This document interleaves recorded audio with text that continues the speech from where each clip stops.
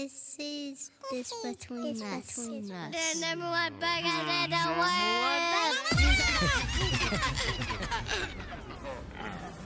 This is the JBU.Show featuring Austin from the Miller Talk Podcast. Allen, The American Sincerist.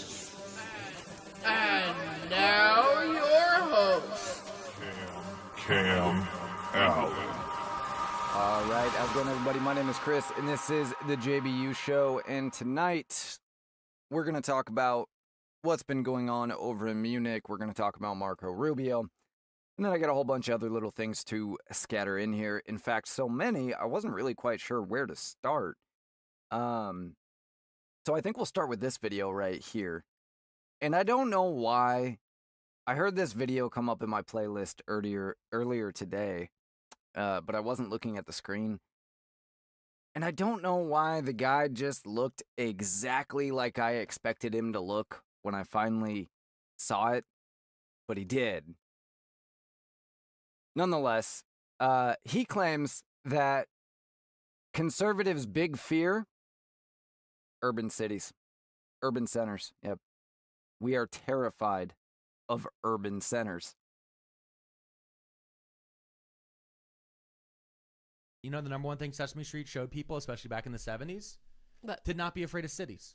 Yeah. And what's the number one thing that we're hearing constantly being pushed? That cities are hellholes and all these different things. The the Sesame Street shows you of not only that cities like New York aren't scary, but also here's all the things you can do inside of a city. You can go to the park, you can go to the zoo, you can go play baseball with the intramural team, you can go to the market, and you can go talk to people of different nationalities. You can go to this part of the city, and everyone over here is speaking Vietnamese because in this neighborhood, that's where they speak it. Oh, look, they have a special celebration that they do over here. It's all about celebrating the differences and explaining it to each other, because in the idea of, which is a very old idea, it's something Mark Twain talked about and all these different things.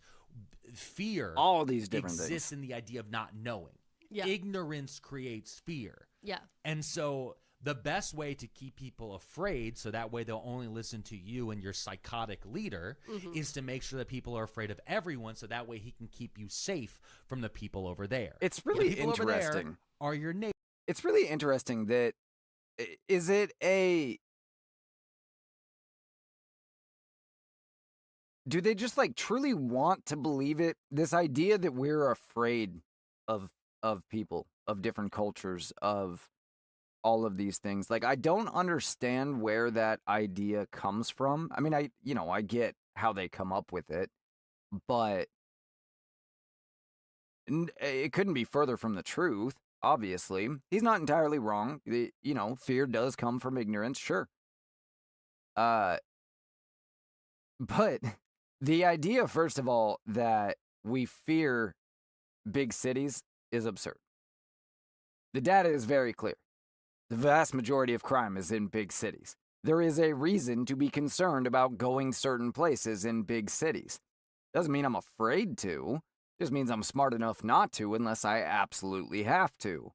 But that's not even it. Like, I hate going to the city. Not because I'm scared of going to the city.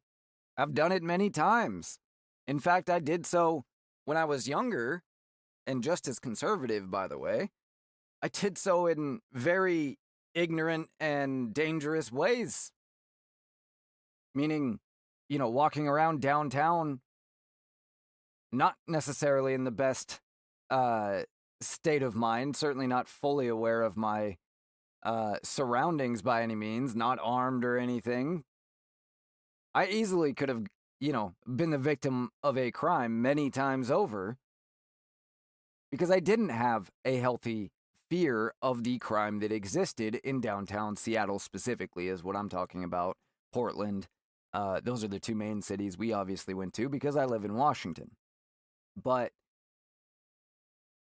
they're awful places. Terrible, awful places. There is literally nothing in a downtown city that I appreciate except for high-rise buildings. Like, it's cool to be in a high-rise building, but that wears off pretty quickly. And I certainly wouldn't want to live in one. You know, if I had a few $100 million, I might have a high-rise apartment, but I'm also going to have a house that's out in the middle of nowhere, too.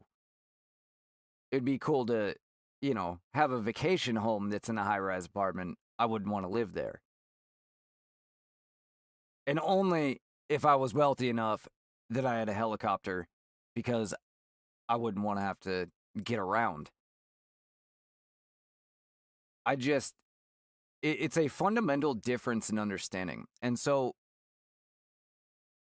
I'm going to let him continue here. I was going to explain what he was going to say, but I'm going to let him continue here for a minute so I can explain why he's wrong. Neighbors. And as Fred Rogers said, won't you be my neighbor? And as Jim Henson said, it's just a fucking rainbow. Yeah. I have a quote from Jim Henson. All right. Oh, I will point out, Too Many Tabs, great name for a podcast, because I do, in fact, have too many tabs open. Is it a rock and roll quote? It's not. It is, it is rock and roll, because Fuck you. last time we did an episode, I talked about my beliefs in rock and roll. Yeah. And punk rock. Yeah. So this is the quote. At some point in my life, I decided, rightly or wrongly, that there are many situations in this life that I can't do much about. Acts of terrorism, feelings of nationalistic prejudice, Cold War, etc. So what I should do is concentrate on the situations that my energy can affect. I believe that we can use television and film to be an influence for good, and that we can help to shape the thoughts of children and adults in a positive way.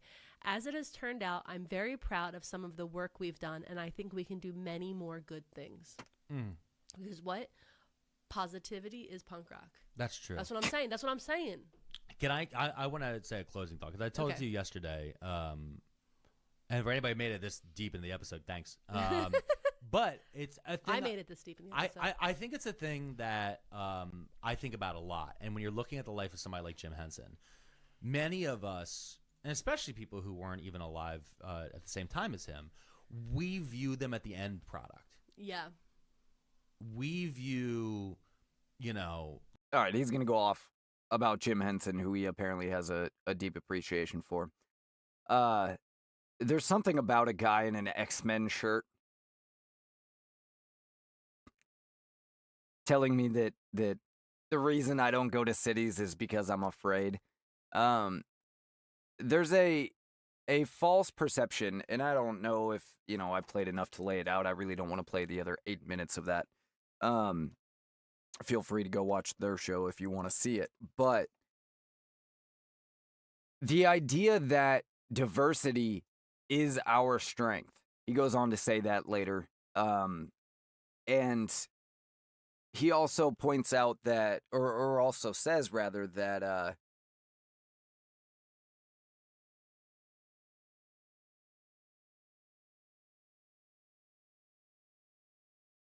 well, I'm trying to think of how to frame these two things together here. Let's start with the diversity as our strength. What about diversity as a strength? I have no opposition to diversity. Like, I'm not opposed to diversity. But what about it is a strength? Diversity in thought is a strength. Diversity in skill basis on a team is a strength. Diversity in and of itself is not necessarily a strength. It's not necessarily a weakness either, but it certainly can be. It can be either or. It's like anything else. This hyper focus on diversity is unwarranted and doesn't make any sense. And as far as, you know, his general point that he goes on after the diversity is a strength thing is that when you're in a city, you're exposed to all these different cultures and these different people and these different ideas. And that's what's terrifying to the conservative, basically. He doesn't say, I don't think he says the word conservative, but, you know, he's obviously alluding to it.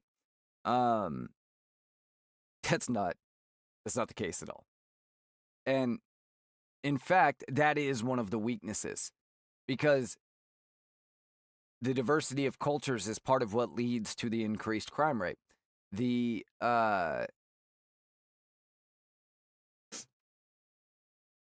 fact that you have so many people crammed into such a small area, you actually have less exposure to other people than more. When you live in a small town, you know everybody. You know their story, you know their parents, you know their grandparents, you know everything. Probably more than, most people would prefer. You know their name. Even if you live in a medium to small town, you might not know everybody's name, but you recognize everybody. You know most people. You know a lot of stories about people you haven't even met yet, but that also live in town because you know people that know them. When you live in a big city, you don't know anybody. You never see a familiar face on a daily basis unless you go to the same place over and over again, right? When you go to the corner coffee shop, you might recognize the person behind the counter, but all the customers are different every single day. Everywhere that you go, it is always different people. When you lay your head down at night, you are 10 feet away from a complete stranger. Yes, there's a wall there, usually a paper-thin one, but there's just 10 feet separating you from a person you don't know. Whereas out in the country, when you're at home, you could be miles away from the next person. That I truly believe that humans are not meant to live that close together with total strangers. Now, I think that small groups can live tightly together like that and benefit from doing so, like a small commune sort of thing. I know that word is kind of taboo on the right, but that sort of thing, right? But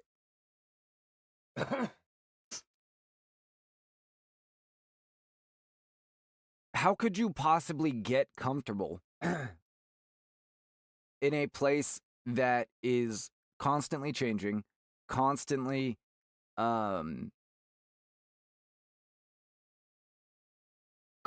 new people are in your face all the time, people you don't know, you have no idea what their intentions are. They might be friendly, they might not be. The chances of you coming across a criminal, for example, are much higher because you come in contact with a much larger number of people every day.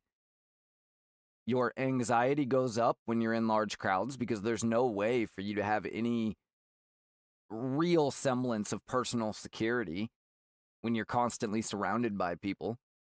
You can't have, the level of awareness of your surroundings goes down because there's too much around you at any given time to pay attention.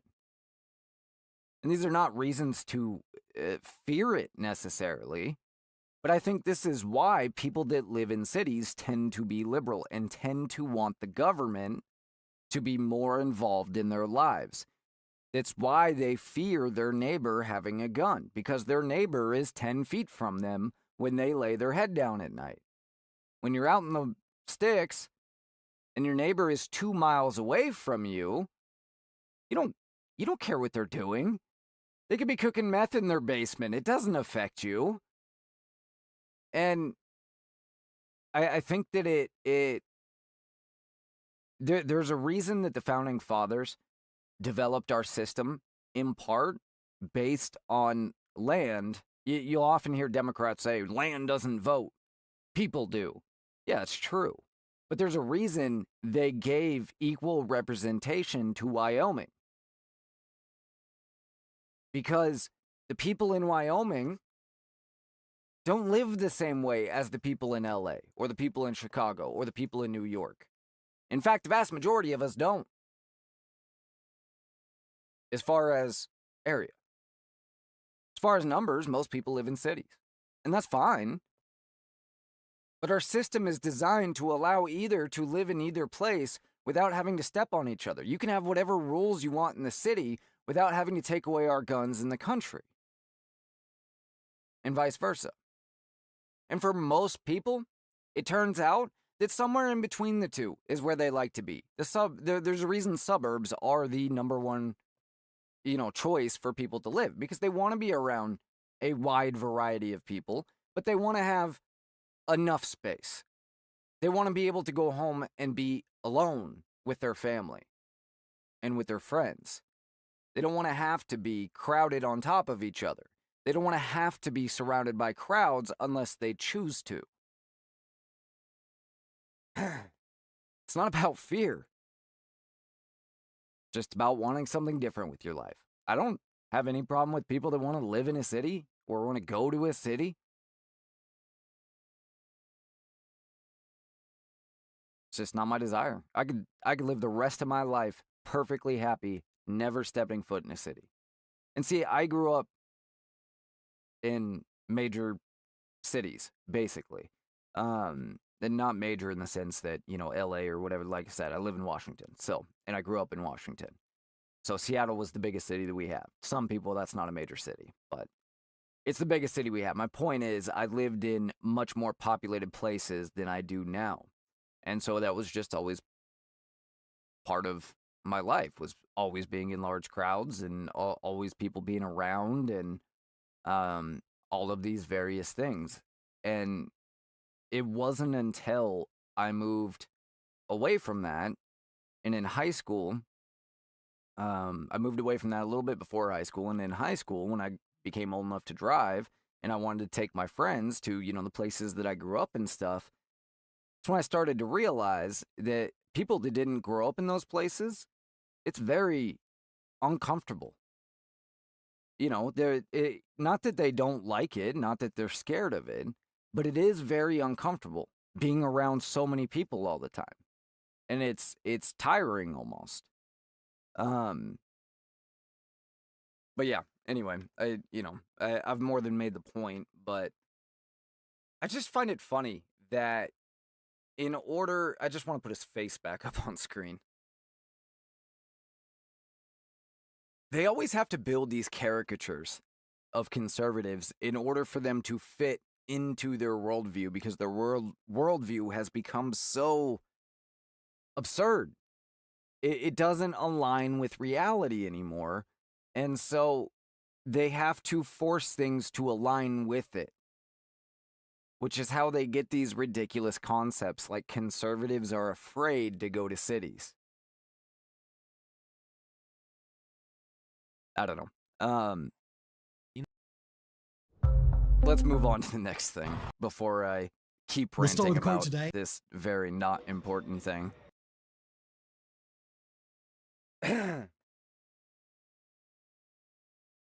Sweden has cut its murder rate by 63%.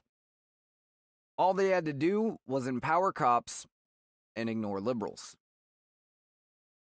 Violent crime rates declined rapidly after Swedish police were given greater authority to crack down on criminal organizations that recruit children to become hitmen, despite liberal outcries against the measure.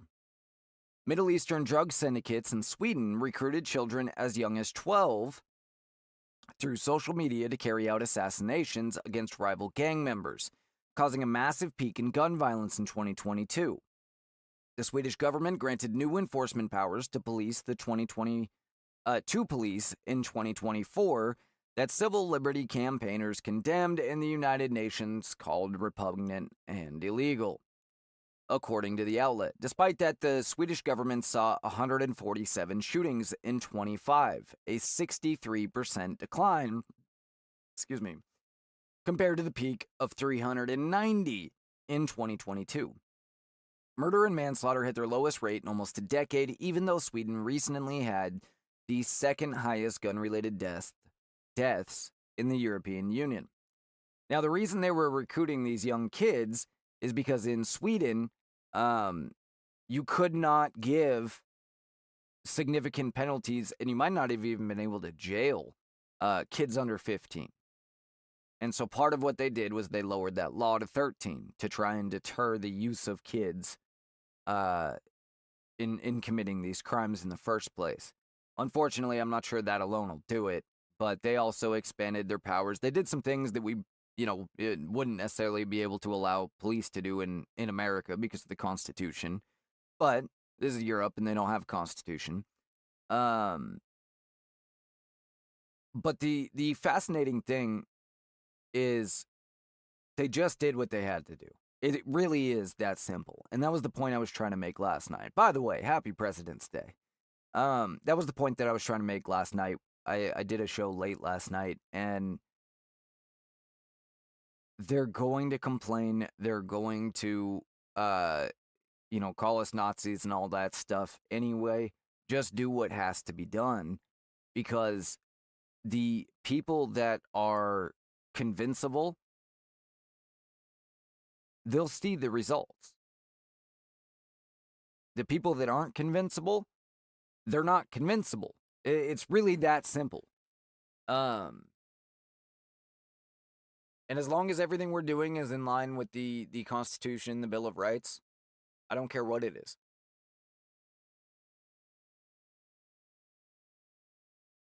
Anyway, I just wanted to bring that up. So, of course, the big talk the last few days has been this Munich Security Conference, 3-day event, where, the WEF crowd, the NGO crowd, they go and listen to speeches from world leaders like the Trump administration and various others. Gavin Newsom and AOC were there trying to, position themselves for a place in the Democrat Party. And there was a really interesting kind of juxtaposition that I noticed that I haven't seen anyone talk about. And that is, Marco Rubio is being celebrated right now for how effective and how well he spoke. He got a standing ovation at the end, despite saying exactly the same things that Vance said last year was it the Munich? It might have been the Munich Security Conference that Vance was at as well. Rubio said exactly the same things, but people claim he did it in a different tone. I really don't think he did. We'll watch some clips here in a minute, but I think that another year of having to listen to the globalist progressives starts weighing on a lot of people that are a little more open. I think that there's a lot of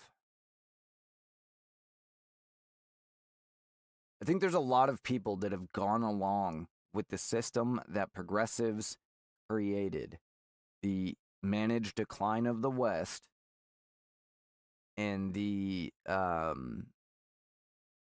fundamental transformations that we've been talking about, ad nauseum on the show since I started it. There's a lot of people that have kind of like come up into that system and they've just gone along with it because that's how things are.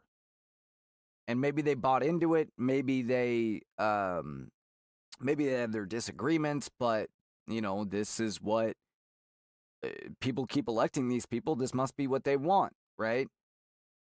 And so I think that since J.D. Vance kicked that door open last year, and they've kind of had a year to think about it, they've kind of seen how things have developed, and these thoughts were kind of already there, just dormant in a lot of these people. I think that a lot of these leaders and stuff, they're starting to realize, it is an option. We don't have to destroy the West. Like, we could just remain powerful. Because I think a lot of them are not psychopaths that are hell-bent on the most power possible. They're perfectly fine with just being the biggest power possible. I don't know. For whatever reason, it was received a lot better. And the juxtaposition that I'm talking about is not only was it received a lot better, but you actually had politicians that were calling out Hillary Clinton, that they were asking tough questions of Newsom and AOC, which you don't usually see.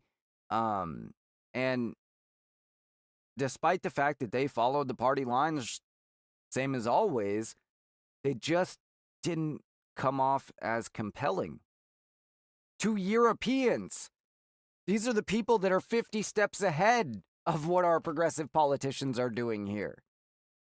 Like, this is their bread and butter, is going over to Europe and praising them. That's what they do. They all agree. Like, I don't understand why. I just know that something has changed. And I don't want to be too hopeful, because I'm also going to show here that they are clearly just lying in wait. And that's unfortunate, obviously. But there's still a couple years to go. There's still a chance of, a follow-up administration to this one. So maybe there's a lot more than a couple years to go. Maybe we're on a better path.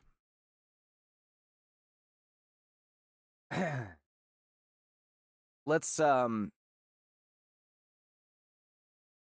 let's start with this real quick. Let's start with Hillary Clinton.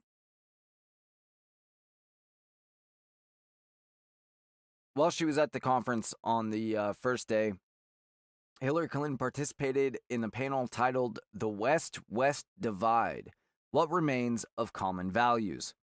During the panel, Clinton appeared to take a stronger approach to her previous stance on border security. Quote, "This is a legitimate reason to have a debate about things like migration," Clinton said. And she's going to say all the things that I hear all of the allegedly common sense liberals say these days. And I'll ask the one question that I always ask them that I never get an answer to. It went too far. It's been disruptive and destabilizing, and it needs to be fixed in a humane way with secure borders that don't torture and kill people, and how we're going to have a strong family structure because it's the base of civilization. Says the woman that's helped undermine the family structure in the West for 50 years. I don't want anything bad to happen to Hillary Clinton. But it will be so nice when I no longer have to hear her voice again. Anyway, Clinton acknowledged that there are places where a physical barrier is appropriate, but opposed large-scale expansion of a border during the 2016 presidential campaign. At the time, she supported the President Barack Obama's executive actions that deferred immigration enforcement against millions of children and parents in the country illegally. That was DACA, of course, and wanted to end the practice of family detention. Clinton also planned on continuing Obama's policy of deporting violent criminals, but wanted to scale back immigration raids, which she said at the time produced unnecessary fear and disruption in communities. In 2018, Clinton called out the Trump administration for its deportation policies. It is now the official policy of the U.S. government, a nation of immigrants, to separate children from their families. That is an absolute disgrace. Okay. They have this both ways. They've complained about separating children from their families. They've complained about children in detention centers. So, again, just ignore them because it doesn't matter. Second, this is what I hear supposedly reasonable leftists say all the time. Well, I'm in favor of deportations and enforcing immigration law, but not like this. I mean, you have people that have been here for 20 years, and it's like, okay, but are they here illegally? Yes. So you are fine with just ignoring that. No answer. The simple question is this. How would you deport people differently? Sometimes I'll ask a follow-up question, which is, how can you possibly deport a large number of people that have been allowed into the country legally without it being somewhat chaotic? You want a third follow-up? Why are there only problems in LA and Minnesota and not the 48 other states that immigration is operating? It's just stupid. Well, it needs to be done a different way. What way? You're claiming you agree that people that are here illegally need to be deported, How would you do this differently? Nobody has died except for Pretty and Good, two American citizens who, while unfortunate, certainly were not doing nothing. I don't like that Pretty was shot. But the fact is, Pretty wouldn't have been shot if he wouldn't have been interfering. And so while it might not have been the best law enforcement shooting in the world, given the entire circumstances surrounding what those officers were dealing with every single day in Minnesota, the fact they had dealt with him before and he had been violent before, and he had the gun on him, which they spotted, and that's what led to him being shot, I'm not crying about it either.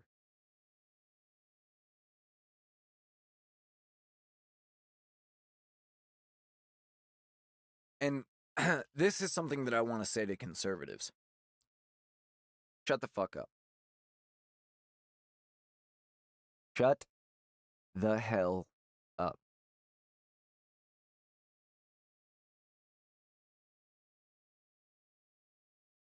I don't know what you expect.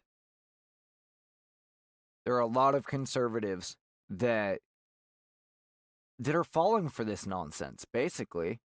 And they're like, well, you know, we can't have ICE just arresting illegal immigrants everywhere. It's exactly what we voted for. It was never going to be perfect. There's no such thing as perfect government action, no matter what it is.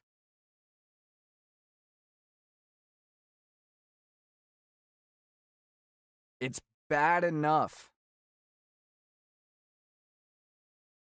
that we have to deal with a left that plays by no rules. You don't need to add on to that by demanding the absolute best when it's not possible. Nobody could stand up to the scrutiny, the abuse that ICE is currently standing up to, that Donald Trump has been standing up to, that anybody in the Trump administration has been standing up to. Nobody.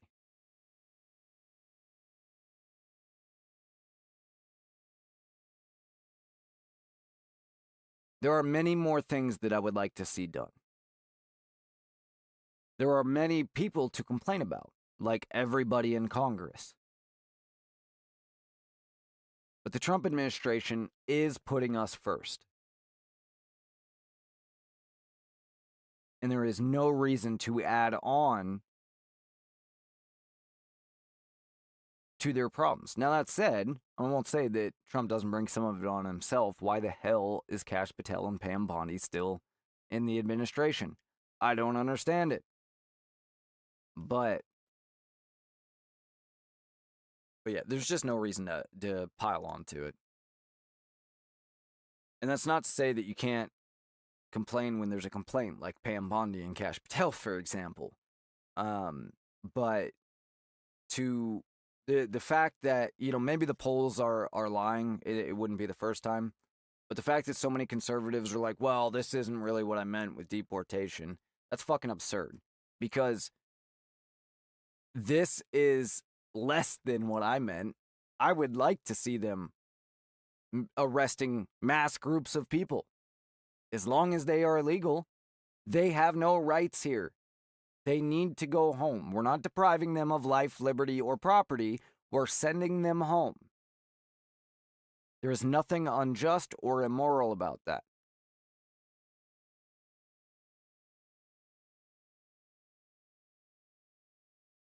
Moving on.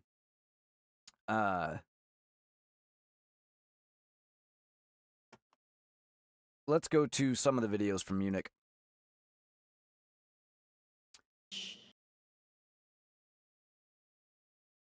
Should we start with Rubio? Let's start with Rubio. On Saturday. Oh, not that one. One that is not paralyzed, that is science Come that we on. There we go. we want is one that is not paralyzed into inaction by fear. Fear of climate change, fear of war, fear of technology. Instead, we want an alliance that boldly races into the future. And the only fear we have is the fear of the shame of not leaving our nations prouder, stronger, and wealthier for our children. An alliance ready to defend our people, to safeguard our interests, and to preserve the freedom of action that allows us to shape our own destiny.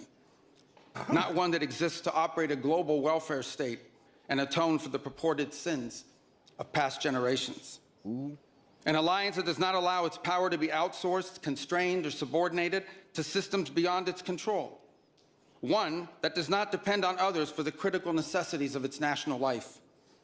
And one that does not maintain the polite pretense that our way of life is just one among many, and that asks for permission before it acts.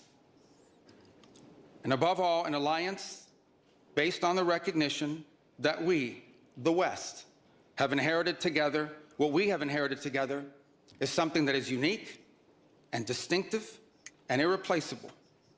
Because this, after all, is the very foundation of the transatlantic bond. Acting together in this way, we will not just help recover a sane foreign policy. It will restore to us a clearer sense of ourselves. It will restore a place in the world. And in so doing, it will rebuke and deter the forces of civilizational erasure that today menace both America and Europe alike. So in a time of headlines heralding the end of the transatlantic era, let it be known and clear to all that this is neither our goal nor our wish. Because for us Americans, our home may be in the Western Hemisphere, but we will always be a child of Europe. I don't really love that last line, but I get what he was trying to do there, right? We'll always be a child of Europe. Like, I get what he's trying to do. He's trying to extend an olive branch in a sense, in order to kind of smooth things over a little bit. But the rest of that, of course, was great. He did a wonderful job. And was on point with everything that he said. But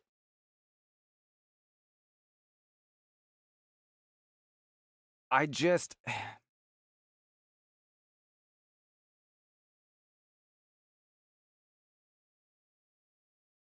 I trust that I trust that the Trump administration knows what it's doing here. Trump has proven incredibly competent in dealing with foreign affairs.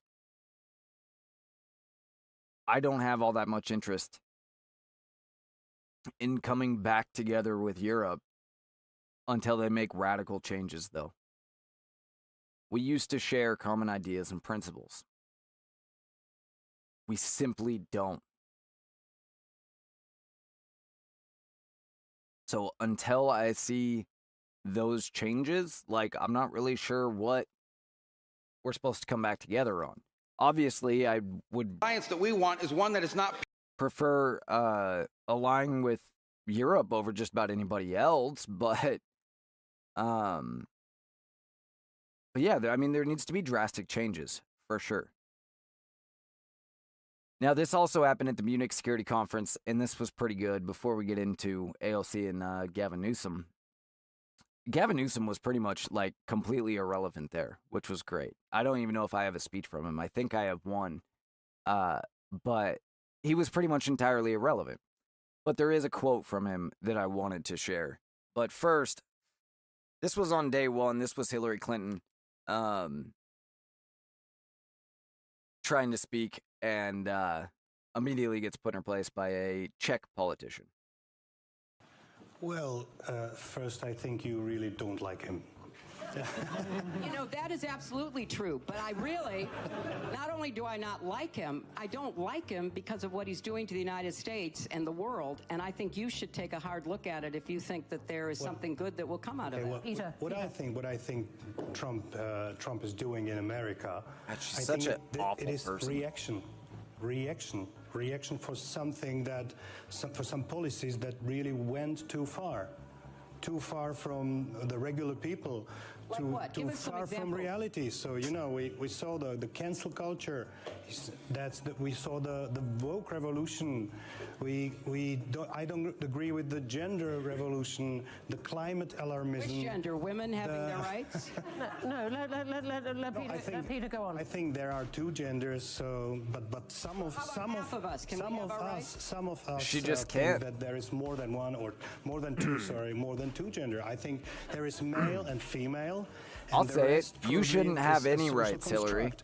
So this is something that went too far. But does that justify selling out the people of Ukraine who are on the front lines Yes. dying to Okay, save their let me- freedom and their two genders, Okay, if that's what you're worried about? Can I please finish my points? I'm sorry that it makes you nervous. I'm really sorry for that. Make me nervous. It makes me very She as soon as there's pushback, she loses all decorum, right? She can't even let the man speak and say his point. She has to immediately jump in there because, of course, her point is BS, and she knows that. She's selling what she believes she needs to sell, not what she actually believes, and that's the thing. That's the problem that Democrat politicians have, is they are selling what they need to sell, not what they actually believe, because they know that Americans won't agree with what they actually believe. Not in large, their radicals will, but the average Democrat voter and the people in the middle that they have to get to win elections won't. And so that puts them in a tight corner. So I at least sympathize with that. But I thought it was great, and it was nice to see, somebody else call her out that wasn't here in the U.S. But there is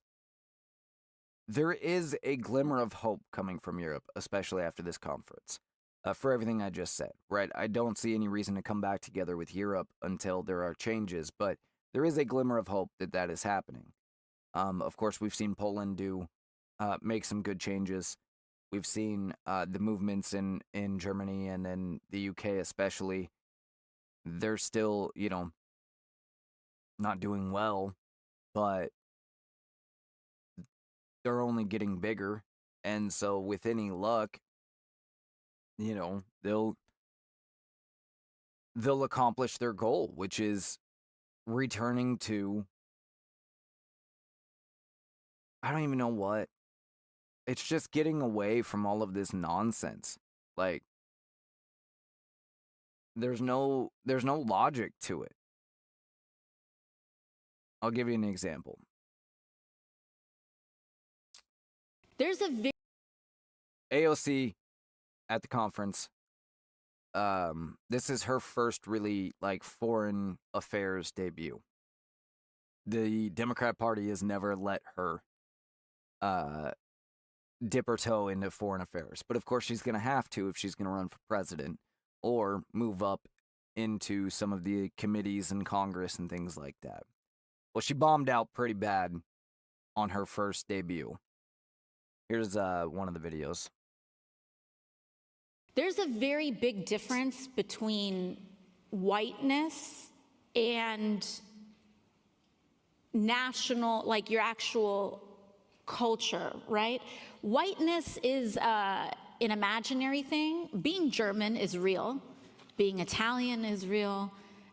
Being English. Who is it that's always calling us white people? These are rich cultural heritages that are based on values, and they are so much a part of what make our cultures and our societies what they are. It's like she realized right after she said whiteness, oh yeah, I'm in Europe. Everybody's white. Let's see. Here's Images. I do have one from Newsom. Here's Gavin Newsom. Of masked men, the secret police, something familiar in Germany. Those first images came out of my state, the second largest city in the United States of America. We saw 4,000 National Guard federalized First time, we'd never seen anything like this. And 700 active duty Marines sent not overseas, but to the second largest city in the United States of America, militarizing the streets of my city. Masked men showing up, unaccountable, no IDs. But I want to remember all those images of masked men, the secret. It's a flat lie, obviously. Not that there were 700 Marines, not that their National Guard was federalized. That's true. Yes, ICE was wearing masks because the left was actively trying to murder them. But they were wearing ID. It was blatant identification, front and back. And there is actually Supreme Court precedent for it, but you can see how stale these arguments are falling, though, at this conference compared to Rubio, who, like I said, received a standing ovation. It's just not working for them this time, and that is really interesting to see. And a positive note, obviously. Let me see if I have any other specific clips. I got 2 brief stories from Munich as well. Pure. Oh, yeah. Here's another thing AOC said during that same speech.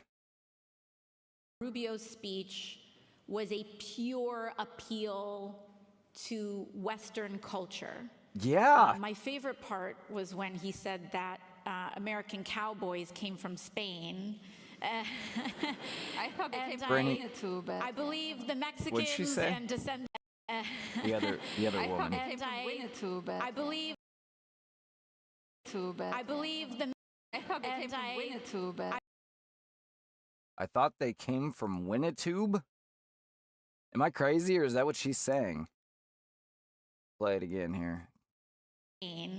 I thought they came from Winnetou, but I believe the Mexicans and descendants of African enslaved peoples would like to have a word on that. Rubio's speech. No, they are. It pure actually is a appeal. Spanish derivative. Cowboys aren't exactly my whole thing, so I'm not super familiar with this, but I heard somebody else explain it, and the word itself is actually derivative of something having to do with Spain and has nothing to do with Mexico or Black Americans, which I'm not really sure where that comes from. Because we all know, those famous black cowboys. Anyhow.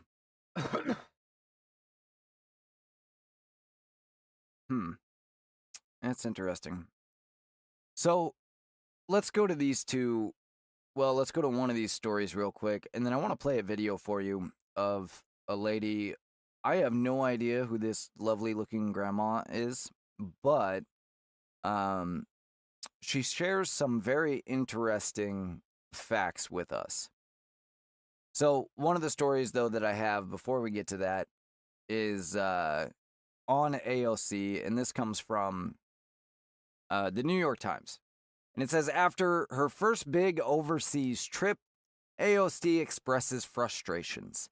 The Congresswoman argued in an interview that presidential speculation, which included scrutiny of her slip-ups, had overshadowed her anti-authoritarian message at the Munich Security Conference.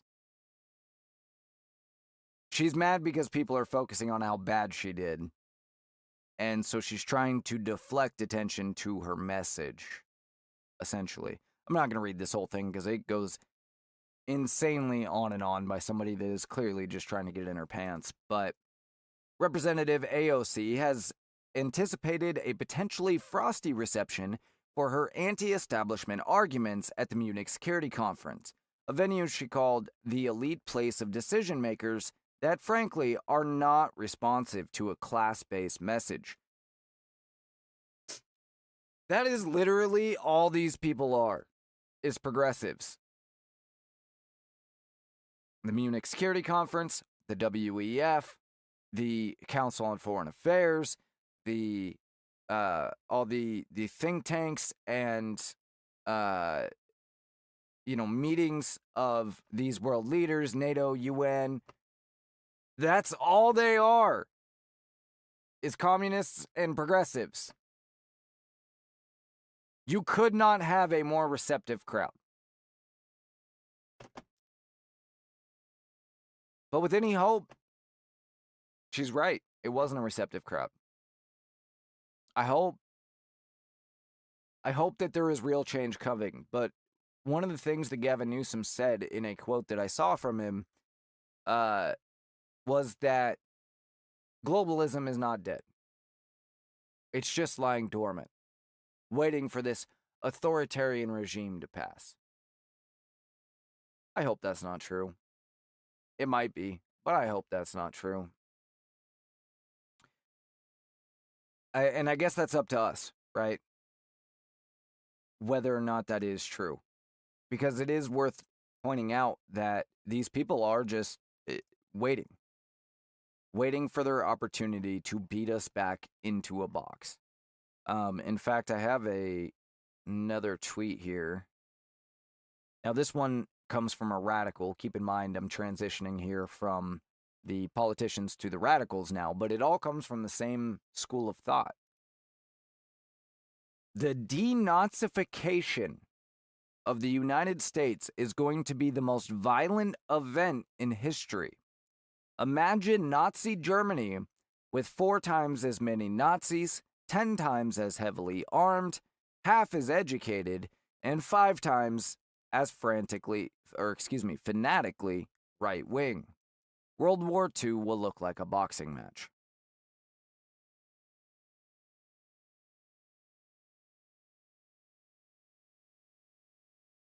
They are planning, ironically, on exterminating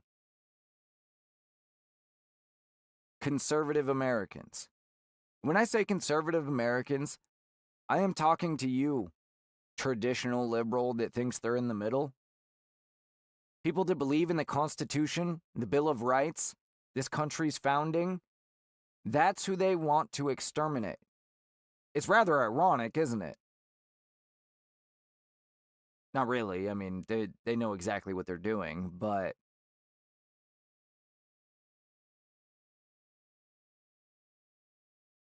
these people exist, and if given the chance, they will. They will try. And look, it's easy to laugh at that because of how pathetic a lot of these people are, like Mr. X-Men shirt at the beginning of the episode. But to underestimate the chaos that they can create would be awful foolish.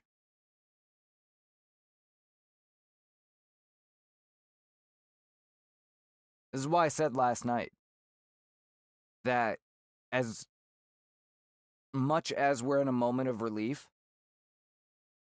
it is still your responsibility as a responsible American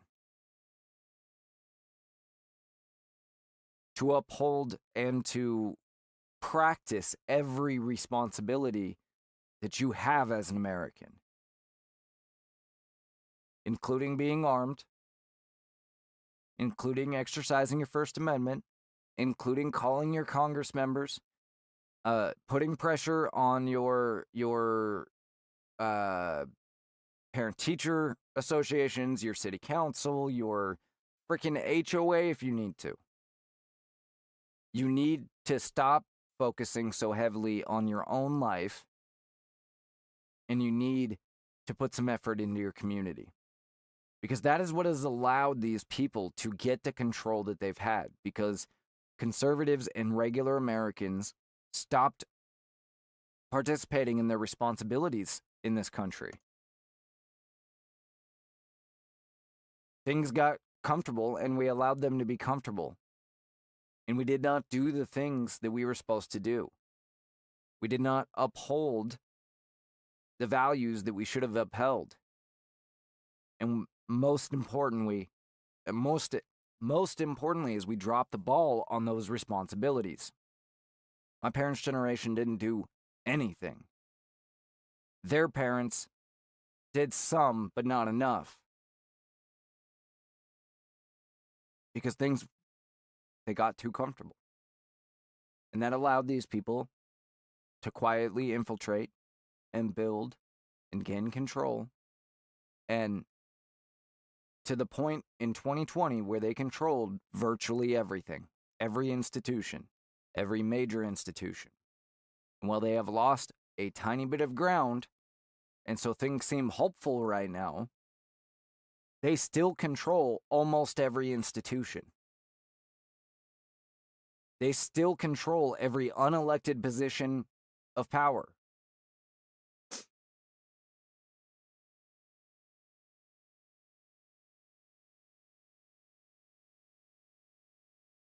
It's not fair. It just is. And we can fight, or we can just give it up. Those are the only two options. And when I say fight, I don't mean literally fight.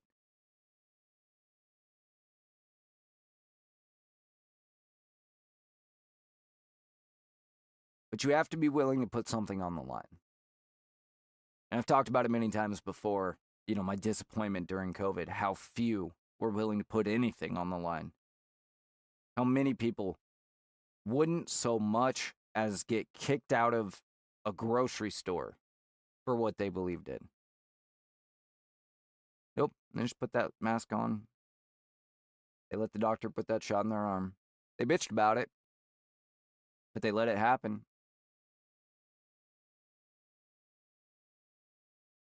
They weren't willing to have an uncomfortable conversation, let alone get fired or anything else. You have to decide what it's worth to you.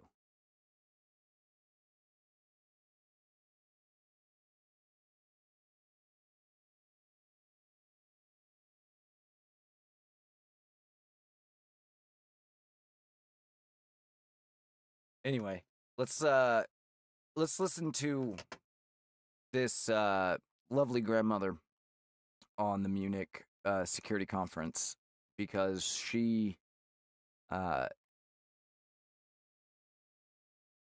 some good information, some good background information on what exactly was going on here with Rubio.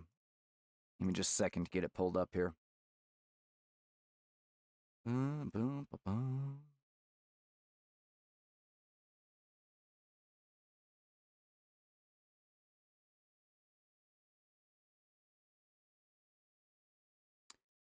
Oh, come on now. That's not how this works.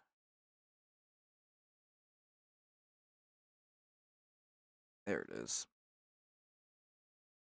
Saturday, Secretary of State Marco Rubio blew the lid off of a 50-year-old conspiracy. He said that the destruction of the American economy was deliberate. Deindustrialization was not inevitable. It was a conscious policy choice, a decades-long economic undertaking that stripped our nations of their wealth, of their productive capacity, and of their independence. He's right. It wasn't an accident. It wasn't market forces. It was Very a plan important. written down 50 years ago, and today we're going to give you the receipts. Now, you've seen the reports about the U.S.-European face-off at Munich, how the globalists marched a lineup of failing European leaders and American has-beens and wannabes onto the stage to challenge President Trump.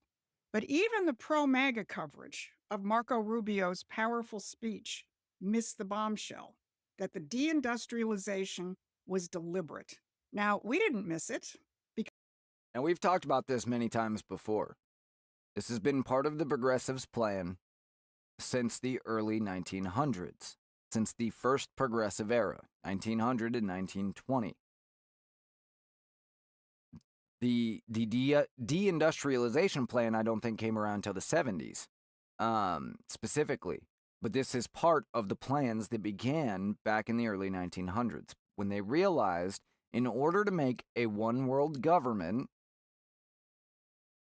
the economies of the world had to be brought together. In order to bring Europe and America together, that's step one, the economies had to be closer together. You can't have an economy that's way up here join with an economy that's way down here. It just doesn't work, to put it in a simple way.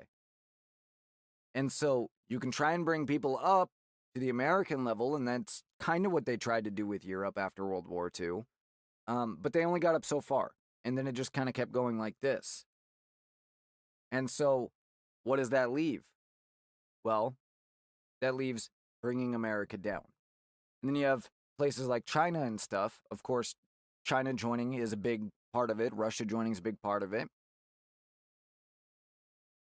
China's way down here, though. America's way up here. Again, you can't bring China all the way up here. But you can bring China up and America down. And that is the only way to bring them together.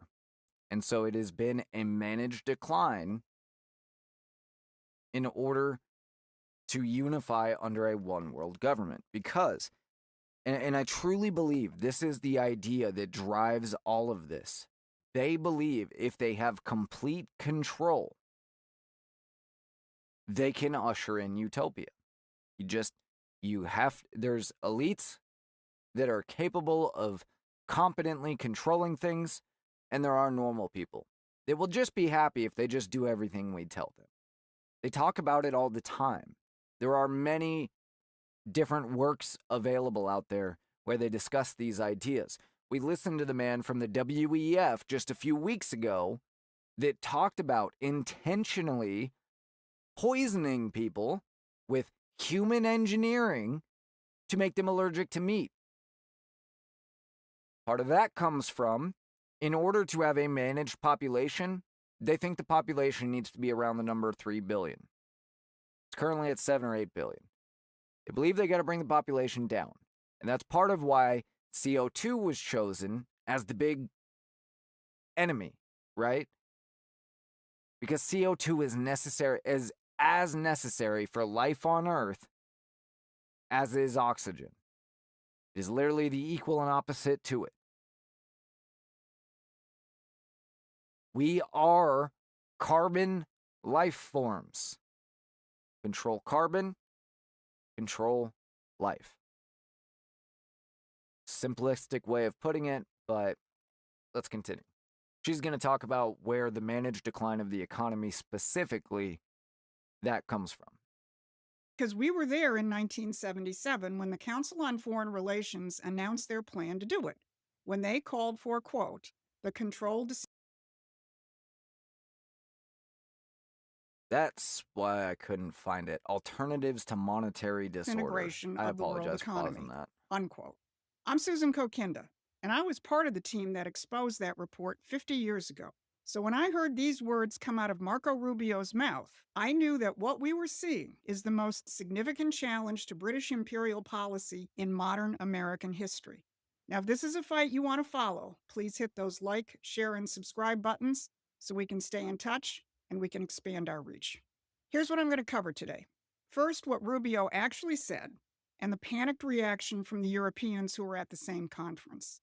Second, the 1977 CFR report that laid out the deliberate destruction of sovereign economies, precisely the destruction that Marco Rubio talked about. And third, how Trumponomics is reviving real economic sovereignty. So let's start with what Secretary of State Rubio laid out at Munich. In this delusion, we embraced a dogmatic vision of free and unfettered trade, even as some nations protected their economies and subsidized their companies to systematically undercut ours, shuttering our plants, resulting in large parts of our societies being deindustrialized, shipping millions of working and middle-class jobs overseas, and handing control of our critical supply chains to both adversaries and rivals. Deindustrialization was not inevitable. It was a conscious policy choice, a decades-long economic undertaking that stripped our nations of their wealth, of their productive capacity, and of their independence. It was a foolish but voluntary transformation of our economy that left us dependent on others for our needs and dangerously vulnerable to crisis. We've talked about this many times before. Part of this was bringing China up. We literally broke down our industries, sent them to China, gave them an entire nation's worth of machinery in order to then make our products to sell back to us. Why? we were making them here just fine. Why did we break all that down and send it there? Well, the promise for business was cheap labor. Of course, China stole all their IP, ripped them off, and put a lot of our businesses out of business. But it was all about the managed decline.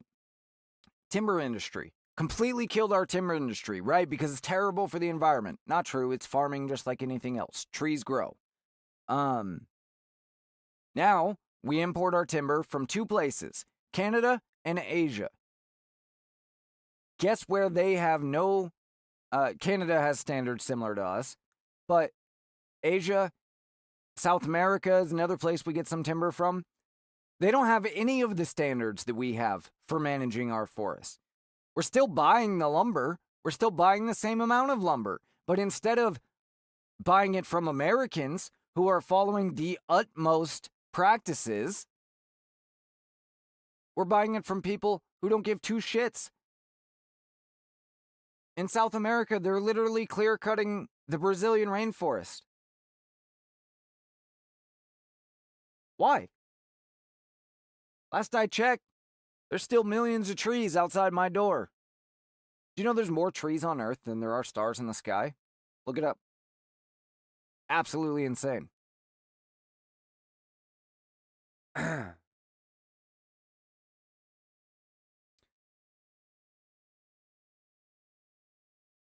We allowed these people to destroy our industries for the promise that this free trade was going to make us more prosperous. And it made some people more prosperous. And the economy has grown. But the economy was already growing. There's no saying that it wouldn't have continued to grow had we kept those industries here. And there's no doubt that the average American was better off when there were far more medium-skilled labor jobs here. There's no doubt that when we were getting our timber here, it was being done in a far more eco-friendly way. And then on top of that, we're now in a position where we have absolutely no critical infrastructure. We don't make any of our chips here. We only make, small fractions of automobiles here. We don't have explosives for our military. We have one plant for TNT, which is still the most widely used explosive in the military. There is one operating plant. There's a handful of others for the second most important explosive in the military, RDX. One closed not too long ago because it blew up. They're hoping within the next 20 years to get another one online. We are relying on South Korea and Poland for all of our military's explosives right now, which is part of why that report that we covered a while back from, I think it was the Navy, we have 2 days worth of ammunition if we got into a war with another world power. 2 days worth of ammunition. And we literally cannot make any more. You cannot just create these places overnight. You know why we don't have any explosive plants? Because the only ones that still operate are ones that have been operating for 100 years, mostly by the government, but there are still some private industries that are able to, because environmentalists made it impossible. The explosives are still being made. They're just not being made here. The chips are still being made for computers, for missiles, for critical infrastructure. They're just not being made here. The copper, the rare earth elements, which Trump is right. There's no such thing as rare earth elements. They called them rare earth elements before they learned they weren't so rare. They're rare because they're a low percentage compared to other things. But they're not rare in the sense that there's only a few of them. 0.1% of the Earth, which is what, like say lithium is. I'm just pulling one out of thin air, but let's say lithium. It's called a rare earth element because there's approximately 0.1% of the earth is made of lithium, right? That's still a shit ton of lithium. But anyway, oil still being pulled out of the ground, just not here. Coal still being dug out of the ground, just not here. Why? Why is everywhere else allowed to do it, but we can't? I talked about this with the bridge the other night. The bridge that opened in China. And look, it'll collapse in 20 years or less because China sucks at making steel for whatever reason. You would think they'd be better at it. I really don't get why they haven't figured out concrete and they haven't figured out steel. There's videos, you can go online and see these brand new high-rise buildings in China, and people are able to just pull concrete off the wall. Not drywall, concrete. Eesh. But anyway, which, by the way, keep that in mind if you ever go to China. I wouldn't get a high, I wouldn't go into a high building, period, because you wouldn't want to be on a low floor and get crushed. You wouldn't want to be on a high floor and fall. But yeah, I just, there's no reason for it. And we've allowed these eco-terrorists, these anti-American assholes, and these NGOs, many of whom are foreignly controlled, we're going to talk about that after this video, to entirely kill our industry and deindustrialize us. We, in a sense, are a paper tiger right now. We still make the best stuff. We still have the best minds. But if somebody tried to push us, we can't back that up for more than 2 days. Part of the reason we won World War II is not because we made the most superior stuff. Germany, by far, made more superior things than we did during World War II. What we made was an incredibly large number, incredibly fast, of good things.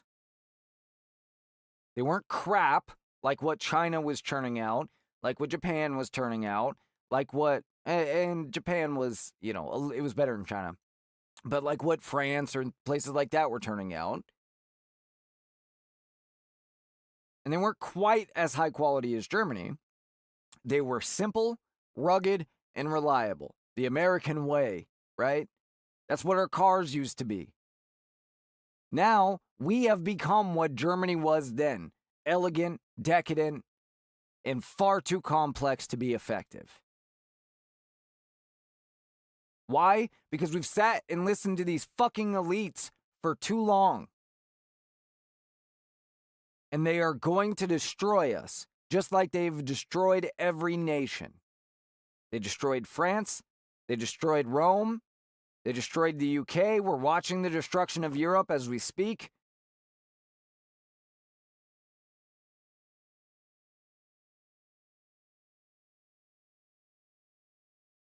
I don't know why we tolerate it.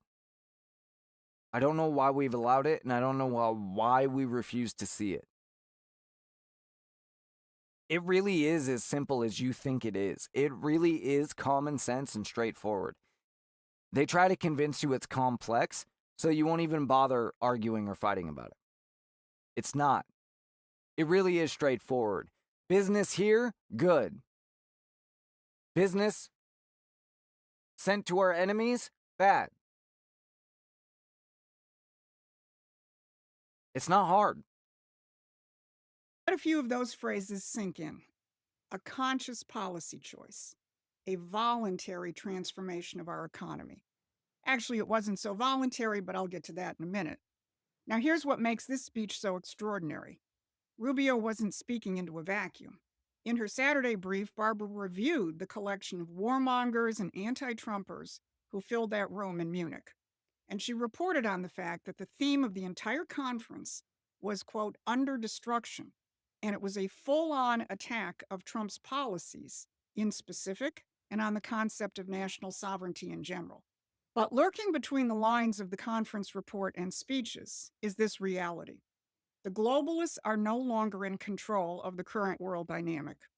The conference report says that economic uncertainty is nearly 3 times higher than it was during the 2008 financial crisis. Why? We don't have banks crashing like in 2008, at least not yet. That economic uncertainty comes from the fact that Donald Trump and his team have declared that the 50-year-old post-industrial model is over. Now, reflecting the recognition that the jig is up, European Central Bank head Christine Lagarde titled her speech, Preparing for Geoeconomic Fragmentation. And in it, she warned that a more assertive industrial policy is causing a rise in geopolitical tension and more frequent financial market stress. Now, translated, that means we have to now live in a world that is being reshaped by an assertive American industrial policy, and we who represent the global financier elite are no longer controlling the table. Lagarde signaled that new reality when she warned about the fragility of the European financial system. She said, we must avoid a situation where that stress triggers fire sales of euro-denominated securities in global funding markets, which could hamper the transmission of our monetary policy. Fire sales of euro-denominated securities? Is somebody getting a little nervous? Then she said that the European Central Bank will be expanding its repo facility to bail out bad euro-denominated securities. Why? Because for decades, the Federal Reserve had backstopped European financial markets.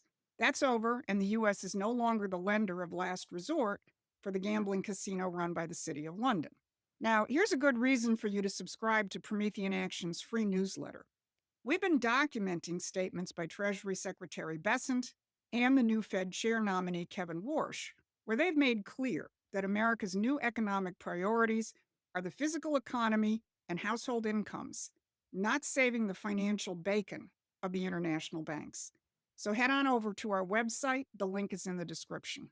But the fragility of European financial markets is just part of the picture. The real story is that Europe is destroying itself physically. A few days before Munich, the Prime Minister of Belgium delivered a stark message to the European Industry Summit in Antwerp. Over the past 4 years, announced closures in the European chemical industry increased sixfold, representing a loss of almost 10% of the European chemical production capacity. In countries like ours, Germany, the Netherlands and France, the situation is simply dramatic. We are at the brink of an existential crisis. Now, where does that existential crisis that he references Sorry, come Twitch. from? You guys Here's are back the killer up. punch. The decarbonization of Europe will become synonymous with its deindustrialization and eventually with its poverty and its irrelevance. There's that word again, deindustrialization. The Belgian Prime Minister is saying the same thing that Marco Rubio said at Munich and that Commerce Secretary Howard Lutnick said at Davos. The globalist system of free trade and green insanity is a failure, and it has gutted the industrial base of the nations that succumb to it. Now, Rubio called it a conscious policy choice. That's the polite version. In 1977, the Council on Foreign Relations spelled it out in much blunter terms. They called it controlled disintegration. And when you hear what they wrote, you'll understand that everything happening in Europe right now and what was happening in the United States was the intended outcome. Now, before we get into the 1977 report itself, let me give you a little historical refresher, especially for those of you who might be new to this channel. After the assassination of William McKinley, the last American system president at the turn of the 20th Notice what year that is? I want to point that out. century, Yes, I'm patting myself on the back. the British Empire launched a project to return the United States to the imperial fold. Part of that project was the founding of the CFR in 1922 as the American arm of the British Round Table. But despite decades of subversion, the United States hung on to some semblance of economic sovereignty and industrial development until the 1970s. That's when the CFR launched their 1980s project, which produced a series of blueprints for destroying modern industrial society. One of them was entitled Alternatives to Monetary Disorder and it let it all hang out. Here's what it said. A degree of controlled disintegration in the world economy is a legitimate objective for the 1980s and may be the most realistic one for a moderate international economic order. Let that sink in. Controlled disintegration, a legitimate I'm going to objective. leave that paused on screen for just a second so you can kind of take that in. A degree of controlled disintegration in the world economy is a legitimate objective for the 1980s and may be the most realistic one for a moderate international economic order.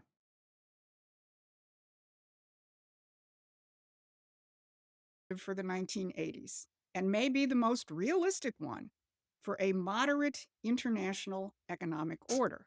Let that sink in. Controlled disintegration, a legitimate objective to achieve their moderate international economic order. Now, when you hear the words moderate international economic order, translate that into the current terms of rules-based order and liberal free trade system, which the Davos and the Munich crowd are trying to save. And the CFR knew exactly what tradition they were dismantling. They cited Alexander Hamilton by name.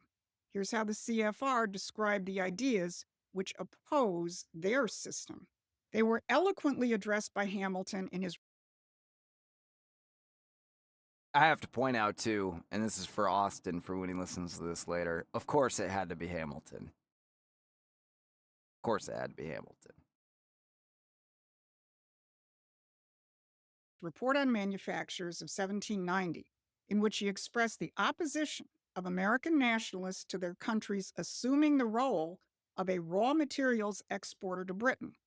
Nationalists feared and opposed two aspects of this role: the tying of American economic development to the British economy and the growing dependence on Britain for goods vital to national defense. So where that comes from is because Great Britain refused to allow America. This is part of what led to the revolution. Great Britain refused to allow America to make anything. We were only allowed to export raw goods to Britain. And so what they're saying is, if we are merely an exporter of raw goods to Britain, then we can only do as good as Britain does.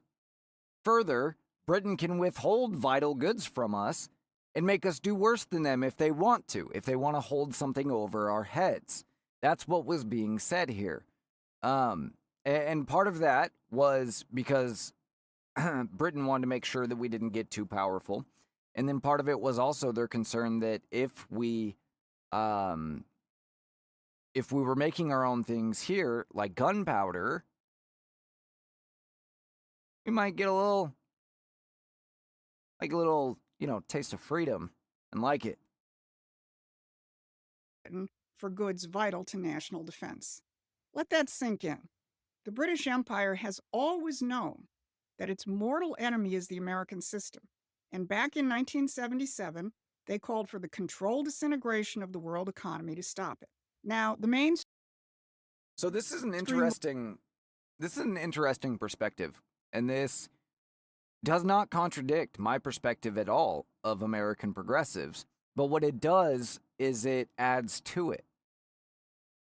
My view has always been that the progressives in America are the ones that have wanted this managed decline because what they want is a one world order. This implication is that this is really Britain and the powers of Europe that are, in a way, trying to regain control of America and keep America under the belt. And so basically, the progressives here are just an extension of the progressives there. It's interesting. I'll have to look more into this. I'll tell you this is a conspiracy theory, but here it is in black and white, and it's what you have been living through for the last 50 years. And that is what Secretary of State Rubio called out at Munich when he said deindustrialization was a conscious decision. It's why we lost manufacturing in our middle and our working class, and we hollowed out our economy and our society.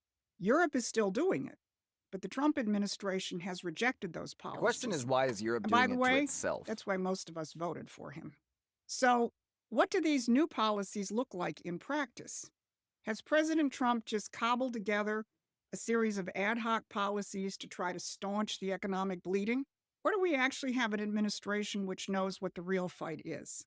Well, look at Trade Ambassador Greer's speech at Davos, entitled The Hamiltonian Economic System That Too Many Have Forgotten. This is the first time since the CFR declared war on the Hamiltonian system that a high-ranking administration official has defended it. Treasury Secretary Scott Bessent summarized. And you'll notice that Trump has also, he said he wanted a new golden age. When was the golden age? Well, it ended when McKinley died, 1880 to 1900. 1901, the year the progressives first took over.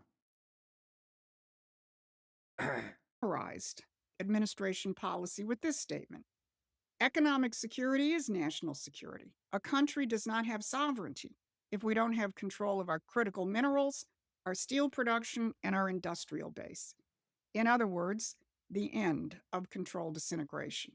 And everything this administration is doing, from tariffs to government support for critical sectors of the economy to bringing $17 trillion in investment into the United States, is the American system in action. Now, here is a remarkable example of how this works.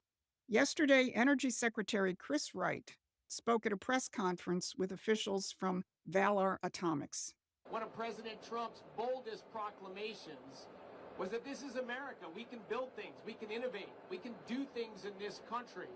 And in fact, he set out a very bold goal. This is just 12 months ago. He said by the 250th anniversary of our Declaration of Independence, meaning July 4 of this year, we're going to have multiple nuclear reactors critical. People thought that was crazy. 15 months away.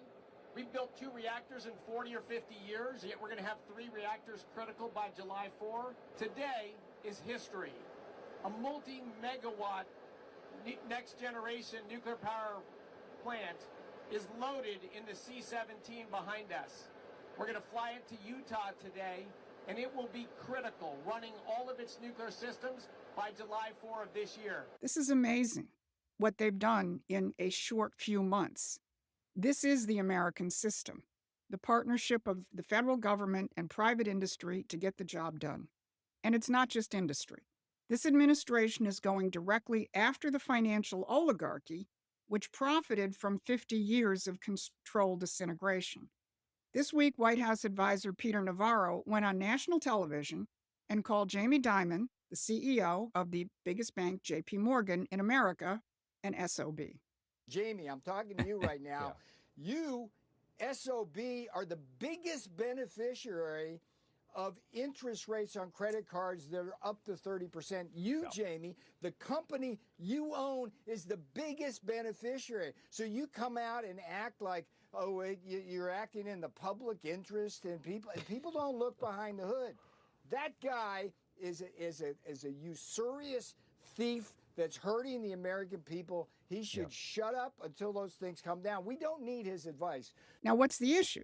The Trump administration is demanding the banks lower interest rates on credit cards from the 20 to 30% range where they are down to 10%. Jamie Dimon's response? It would be an economic disaster. Did you catch that? He's admitting the entire consumer credit system depends on gouging you. That's the financial model that the CFR's controlled disintegration was designed to protect. And now the White House is telling them it's over. Trump isn't just talking about reversing deindustrialization.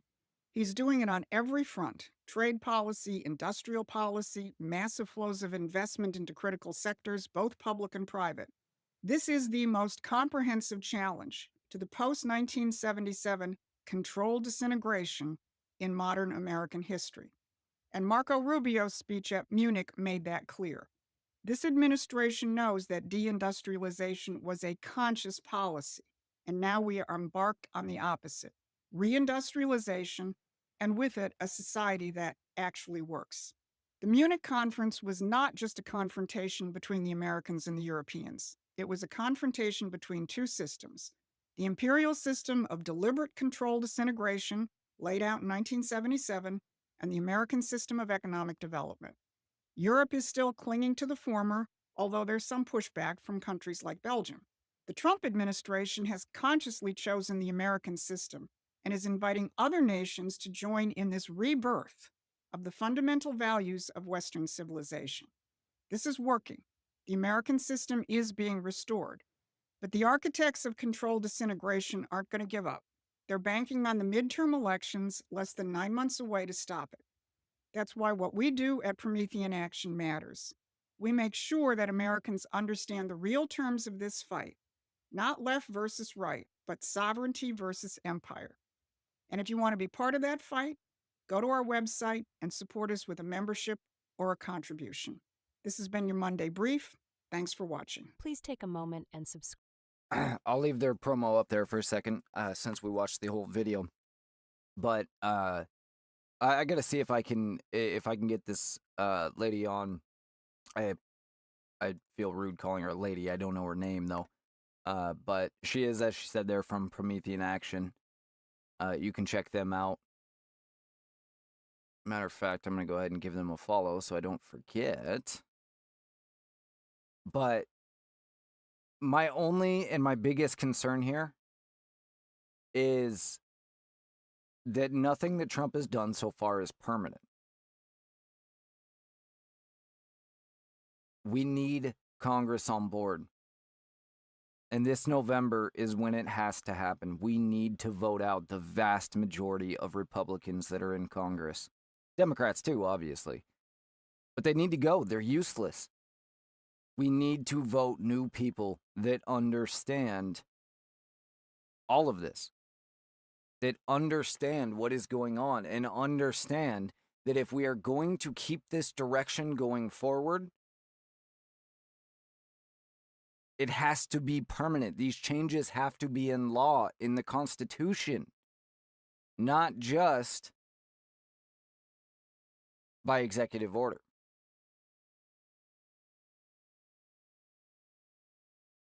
So there you have it. More good news out of the Trump administration, but yeah, I mean, we still need to remember that we have to make this permanent. We have to.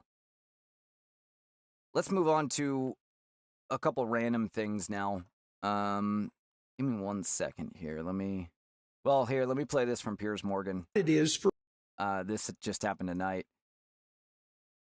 The best response I saw to this is, you're thinking that Piers is waiting to respond to what's his name? I don't know why I have the hardest time remembering Jordan Peterson. I don't know why I have the hardest time remembering his name. But he goes off on Piers in a needed way. And you think that he's sitting there waiting to respond? He's not. He's not. He just immediately off a different direction because he has no response. Because there is no good response. I don't know if you guys in the UK understand how sad it is for us in Canada and in the United States to watch what you're doing to yourself. I mean, the UK is a great country. When I go there, I go to Oxford, I go to Cambridge, to these remarkable places in London, see your unbelievable deep history, understand how much the world owes the UK in terms of, say, the establishment of common law and decent government everywhere, including places like India. We owe the UK such an immense debt. And to watch you guys like spiral yourselves into the ground for this idiot, weak political correctness that's gone so far that you can allow your working class women to be raped en masse sadistically and say nothing about it and gaslight people who are telling the truth. It's so sickening. It's so demoralizing. It's almost unspeakable. We all pray, hope and pray here in Canada and the US that you get your act together and grow some spine again and put your damn country back together and stand up to these bloody psychopathic bullies and the woke green mob, because it would be a dreadful shame to lose you. I'm not all that worried about losing Europe. I obviously would prefer not to, I guess, but I'm not all that worried about losing them. Again, they have to make a serious change, but they don't seem to have any interest in doing so. They seem to just be willing to just hand their country away. And I don't know why. I don't understand it. I don't understand what makes a people think that we're not allowed to care about ourselves. Everyone else is allowed to care about themselves. And we have to care about them. But we're not allowed to care about ourselves. I said this on the video I did the other day, responding to Nick Gillespie on immigration. We don't need a reason to say that our laws must be respected, to say enough as far as the illegal mass migration. We don't need a reason. We don't need a reason to put American children and American people first. It is literally our core responsibility to do that. That's what everybody else is doing. But we're not supposed to do that. I don't understand it. And I refuse to accept it, too.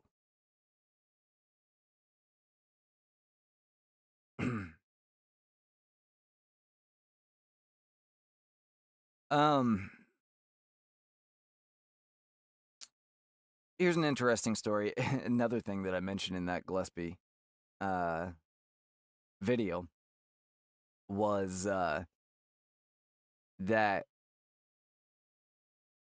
the values and the culture that we have in America are not universal. The things that have made America the place that everybody wants to be, so far ahead economically and in prosperity and in everything else from the rest of the world. Even as our kids get dumber and dumber, we are still more prosperous by far than the next nations combined. Now, we won't be if we continue down this track, but the things that have made us that way are not universal. In fact, they're unique. Even in Europe, our most closest, related counterpart in the world. Europeans think it's weird how friendly Americans are. They think it's weird how much we smile.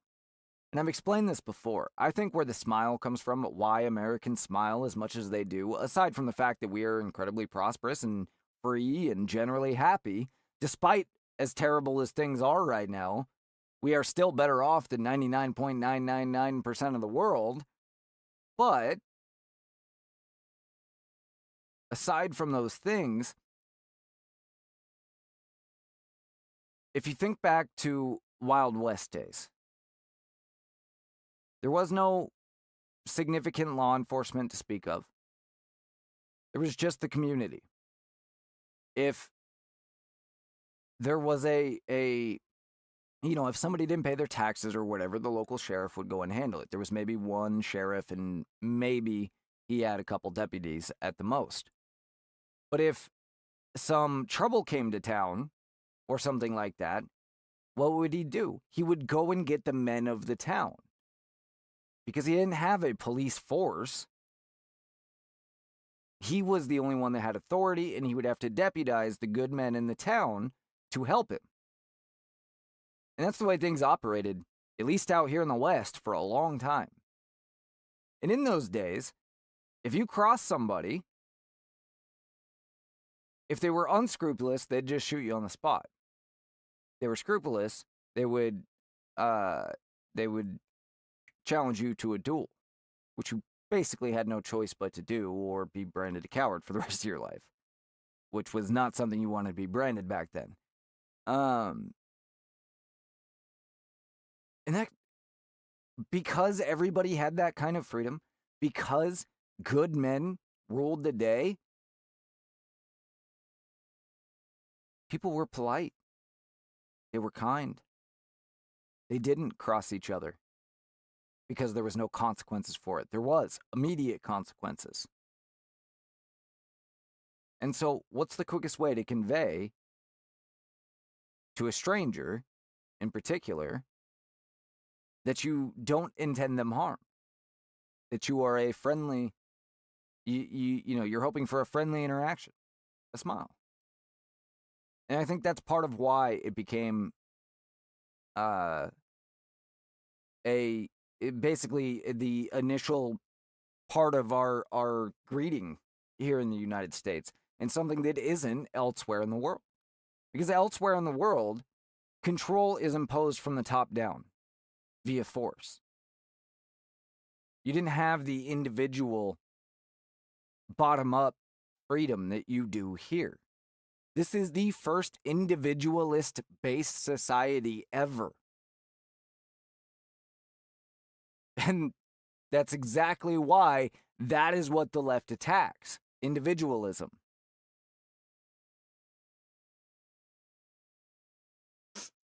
But anyway, this thing I wanted to point out, this is a photo of the woman in question. She is a European. I don't think she said, from the UK. She moved to the US from the UK 2 weeks ago, and she noted 10 big differences. I just wanted people to hear this, because we hear all the time about how terrible this country is. It's not true. And when you get an honest person from somewhere else, you find out immediately. Number 1, Americans are really friendly. People talk to strangers so much more often. In elevators and coffee shops, in the queue, strangers will just start conversations. Maybe it's because I grew up in London, but there's a warmth and openness here that surprised me. Everything is engineered for convenience. There are literally escalators for your shopping cart. There are drive-thrus for everything. Everything is optimized for speed and ease. It's because we don't have a government-designed environment. We have a human, individual-designed environment because we were free to do whatever we wanted with it. Self-defense is valued. Obviously, one of the biggest differences between the UK and the US is gun regulation. But I was also surprised to find that you can literally buy pepper spray at Target. Pepper spray is completely illegal in the UK. Yes, if you're about to get raped, you just have to get raped. At best, there's a cop nearby who isn't armed and is probably incapable of helping you. You are probably more physically capable than the nearest UK cop. And he doesn't have pepper spray either, by the way. They used to have billy clubs. They don't even have those anymore. You can't drink outside. Now, this is probably the one thing that I'm kind of okay. I don't have any problem with the fact you can't drink outside. And the reason for that specifically is because you are not in control of yourself when you're drunk. If people were not able to tell that you were drunk, I would be completely against it. But we can't have people stumbling around into the street and stuff like that, right? We all recognize that alcohol is different in that way. In the UK, you can drink in a park, on a street, or outside a pub. Open container laws make this illegal in most US states. The legacy of prohibition and temperance culture still shapes a lot of behavior and customs. Take that for what it is, but... Number 5, the US is rich.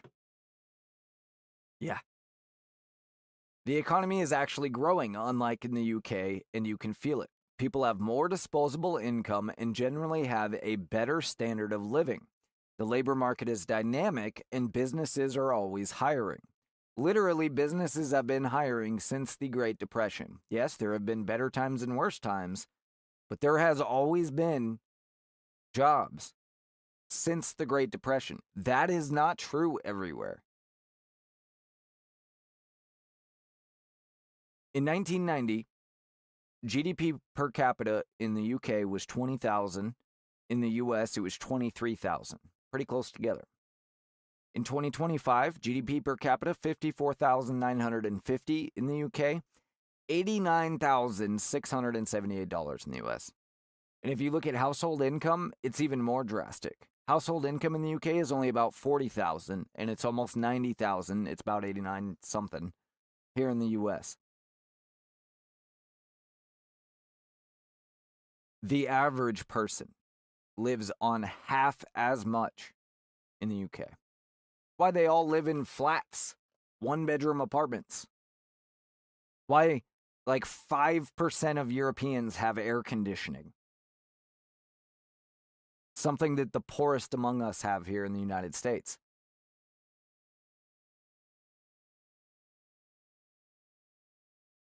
Salaries are much higher. You can literally earn 6 figures at Panda Express. Yeah, and you get to keep more of it too. $40K. The starting salary on this sign from Panda Express here is $40K. That is the average household, meaning 2 incomes, generally, income in the UK. That is the starting salary.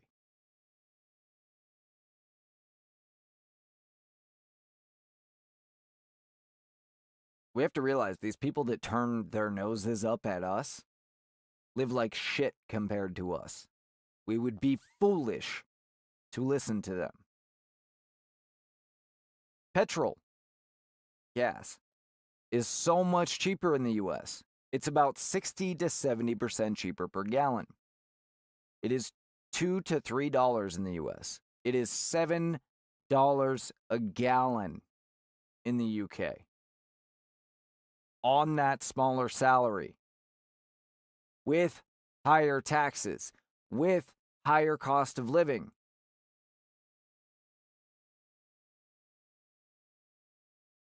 Imagine making half of what you do right now, paying twice as much for gasoline, for rent, for everything else, and taxes. Now you're starting to feel like what it feels like to live in the UK. Everyone has a credit card. The points, cashback, travel rewards, and sign-up bonuses are insane. You're basically leaving money on the table by not using one. Yeah, you know, that's plus or minus, but people get married younger. I genuinely say that most people I've met in their 20s are already married or about to get married. Probably because the religion has a stronger influence in the US than in the UK. And Americans are more entrepreneurial. People have a better attitude towards taking risk and aspiration. And the credit system enables banks to loan out more money, so there are more opportunities. It's not just that. It's also the fact there are far fewer regulations. You want to start a business? All you got to do is go get a business license. In my town, that's like $30 and one piece of paper. Obviously, depending on if you want to go, there are certain things that if you want to go into, there might be a little bit more than that. But generally speaking, it is very simple.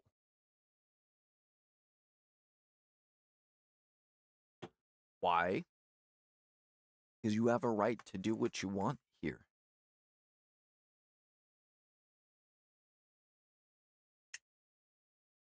Mobile phone contracts, reading some of the comments here, and unlimited data are cheaper and more common than in the UK.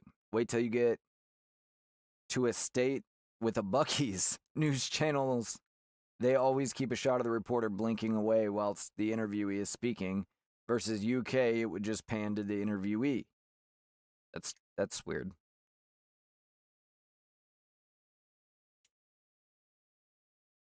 Let's see.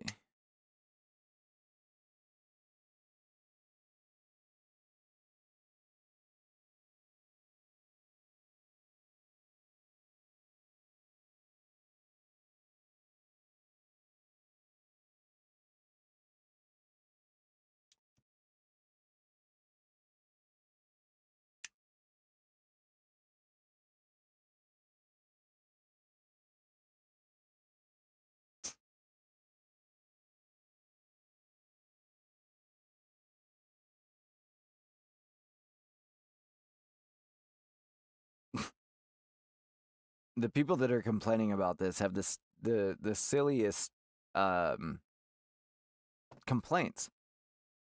So this person says, "Good day, Reem, and you learnt and experienced all this within 2 weeks. All right, let's dismantle this properly without emotional." Obviously not English.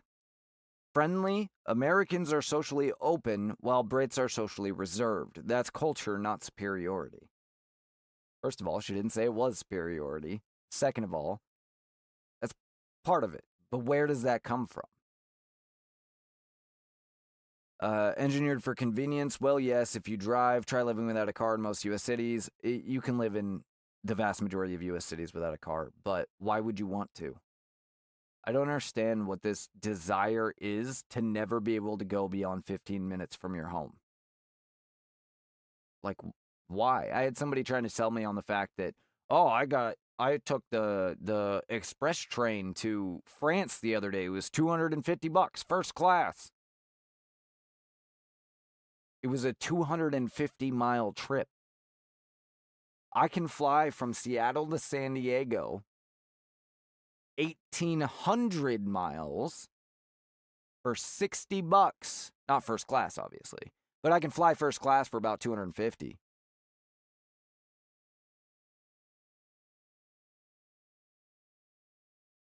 I don't understand, like, why would I not want a car?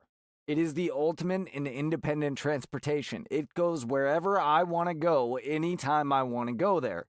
Every single road in this continent and South America, I guess technically not South America, because I don't think there's a bridge across the Panama Canal, is there?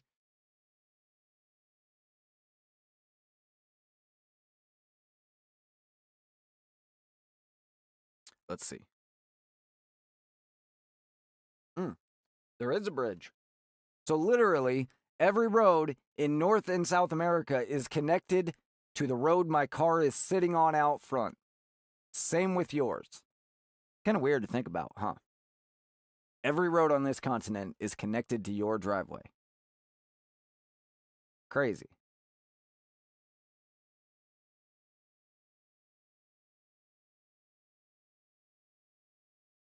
Anywho.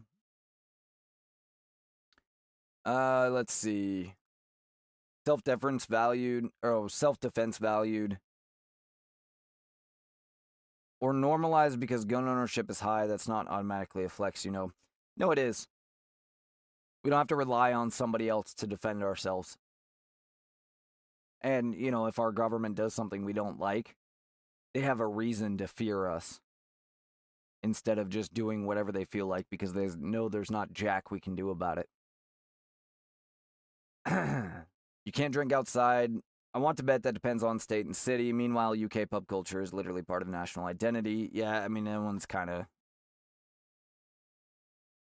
I'm not sure why it matters one way or another, but it is true. You can drink outside just about anywhere. I think Las Vegas, you might be able to, and I might be wrong about that even, but I think like there's a couple like single city examples, but generally speaking, it is true across the whole country.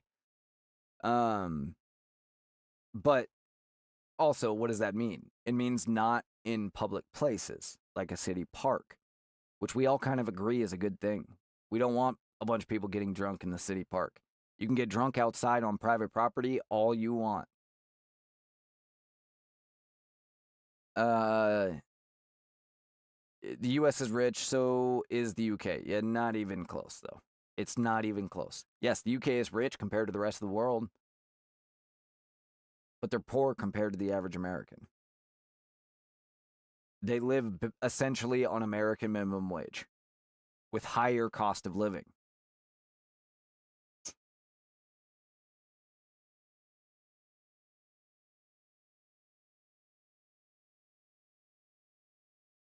It says the difference is inequality. The U.S. is richer at the top and harsher at the bottom. No, it's not. It's richer at the bottom. It's richer at the top.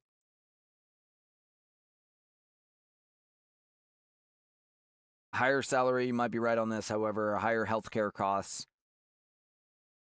Healthcare costs are not higher. You pay them yourself instead of them being taken out of your taxes. But we pay less overall. And aside from that, we make double a salary. Healthcare doesn't cost double or half our salary. Not even close. Let's see. Higher insurance. Not even close. Insurance is far more expensive. No matter what type of insurance you're talking about, it's far more expensive in Europe. Higher student debt. That's true. That's a different problem, though. Gross income isn't disposable income. Every American has disposable income. Varying amounts, of course, but every American has disposable income. Cheaper petrol, another good point. Because public transportation infrastructure is weaker in most places, cheap fuel compensates for car dependency, but America should leave the room when conversation about China depleting the ozone layer and climate change is discussed. Yeah, except for American cars have the highest emission standards in the world. They're the cleanest emissions in the world. And again, the car is the ultimate form of independent transportation. We have them widely available, and we don't have a massive public transportation system because we don't need it. Because cars are superior in every way. And once they can drive for you, which I know if you have a Tesla, obviously you can, but once all of them can drive for you, it will be even better than that.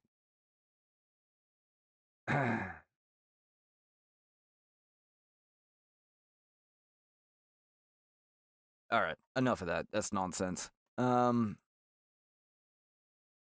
right. What else do we have here? Anything? Yeah, I have two other stories. So I have one story, another one on Munich real quick.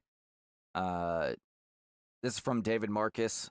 Democrats' Munich meltdown exposes the left's intellectual void. I have no idea what this says. I was just curious, so we're going to find out together. It was on topic, so I figured it made sense. When I was growing up in the 1980s, there was a galaxy of left-wing, even socialist, intellectual stars such as Noam Chomsky, Michael Foucault, and Gore Vidal, whose works were like in an inkwell that politicians and commentators could draw from. Judging from the Munich Security Conference this weekend, that inkwell has run dry.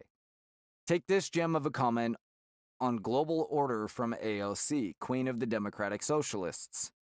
Quote, "What we are seeking is a return to a rules-based order that eliminates the hypocrisies around when too often in the West we look the other way for inconvenient populations to act out these paradoxes."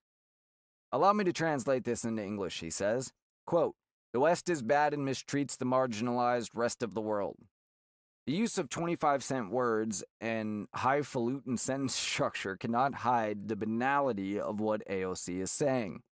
Not even the assuring allure of assonance. I literally have never heard that word. Assonance? What does that mean? He goes on after talking about 25-cent words. A literary device involving the repetition of similar vowel sounds in nearby words, especially within stressed syllables.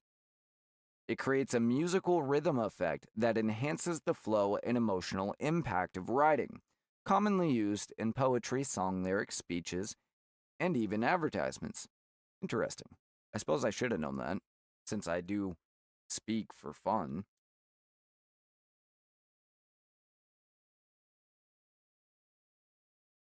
Even the assuring allure of assonance would help, given the asinine simplicity of her word salad. Not to be outdone, Michigan Governor Gretchen Whitmer, after apologizing for being less well-versed in foreign policy than AOC, offered this take on the war in Ukraine. Ukraine's independence, keeping their landmass, the support of the allies, I think is the goal from my vantage point. There is just nothing here but empty words that paint a picture of the facile progressive worldview, completely divorced not only from the reality on the ground, but from any sound intellectual framework whatsoever. The American right has a core of intellectuals, from Christopher Rufo to Victor Davis Hanson to Mark Dubowitz, and on and on and on, who can be referred to or drawn on in policy debates, both foreign and domestic. In fact, about a decade ago, we had the intellectual dark web phenomenon, with figures like Jordan Peterson and Barry Weiss, who are broadly seen, if not as conservative, as right-leaning, who are their counterparts on the far left. Wolverine guy, or X-Men guy from earlier. Who is the contemporary socialist intellectual who AOC could have referenced to support her claim that what is needed is a massive global redistribution of wealth? I would posit that outside the very narrow corridors of race and gender, such far-left public intellectuals no longer exist, and for two very important reasons. The most obvious cause for the current death of the popular far-left socialist intellectuals is the collapse of the Soviet Union in the late 80s. At least for the next 2 decades, the game was up, the experiment had failed, and nobody wanted to be called a socialist. The second reason is what took the place of outright socialism, which was cultural Marxism, specifically in the form of critical race theory. In their brilliant 2013 Harvard Education Review study, McIntosh as Sinkodosh,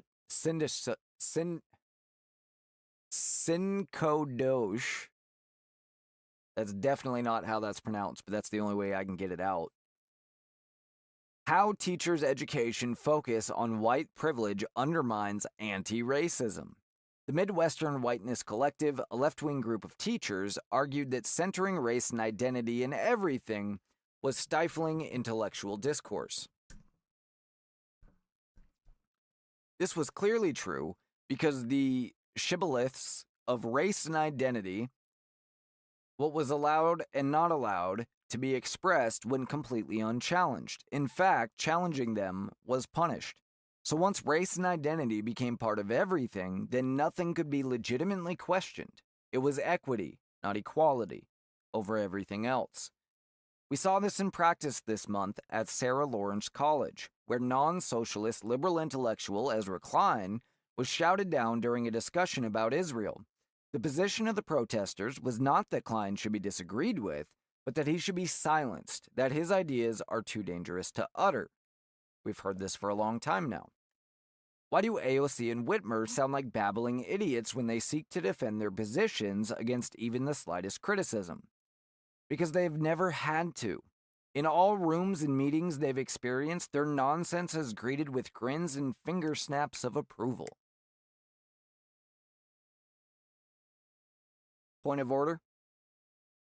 The danger here is that the highest order, because we may be electing socialists who literally do not know how to make things work. Zani Zorhan-Mendami has been mayor of New York City for just over a month. He couldn't handle the snow, he can't remove the trash, and people are freezing to death on the streets. The sad bottom line is that the American left, which has taken over the Democratic Party, has no true intellectual underpinnings. Like Seinfeld, it is ultimately a political ideology about nothing, and the clearest danger to American values that exist today. Pretty well said.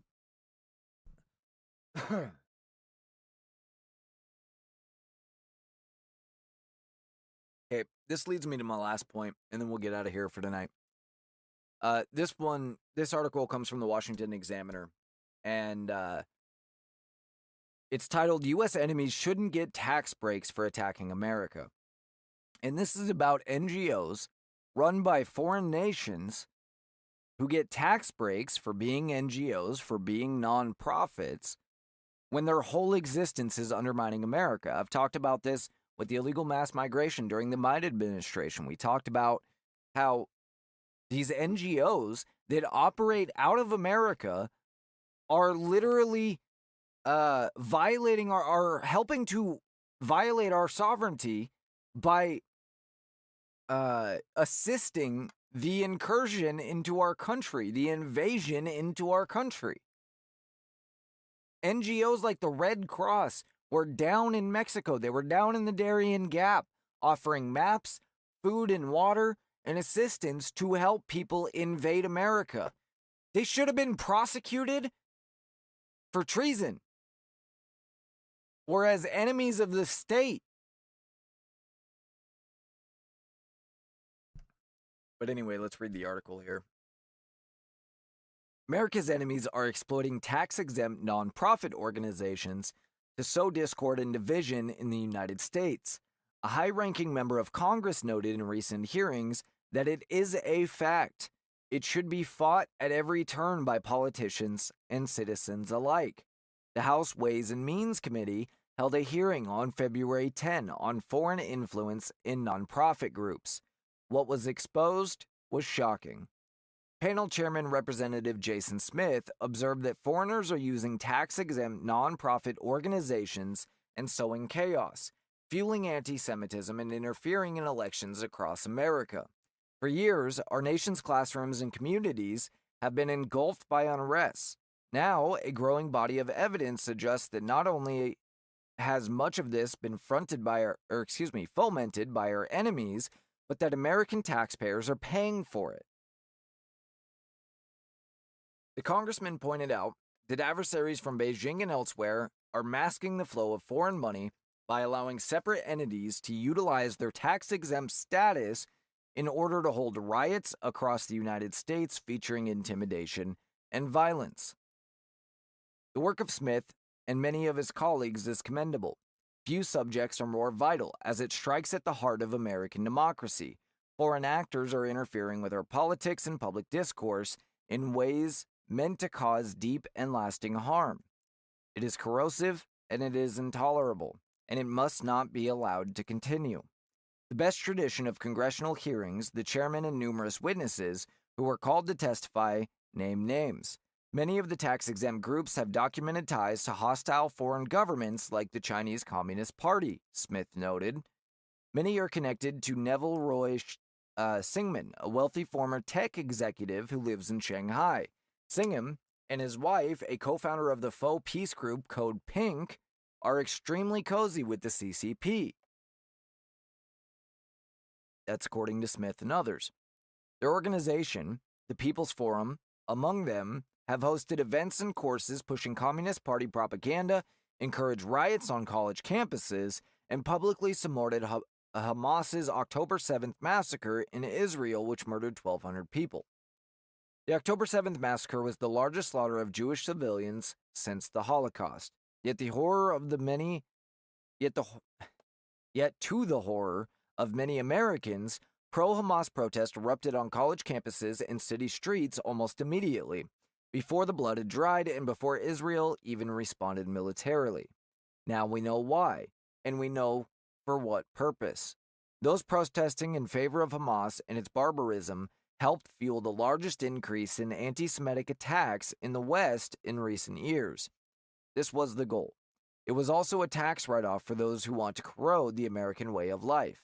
A tax-exempt status is a privilege, not a right. Those who exploit it to destabilize the U.S. are wreaking havoc and sowing doubt in a general public increasingly skeptical of institutions and the existing order. This benefits our enemies greatly while harming the many nonprofit organizations doing excellent and important work. And begging the question, why would we allow any foreign governments at all to operate in the United States of America? Why do we have 9 Chinese police stations in the U.S.? Why do we have 26 or something Mexican consulates? No. Sorry. 56 Mexican consulates in the U.S.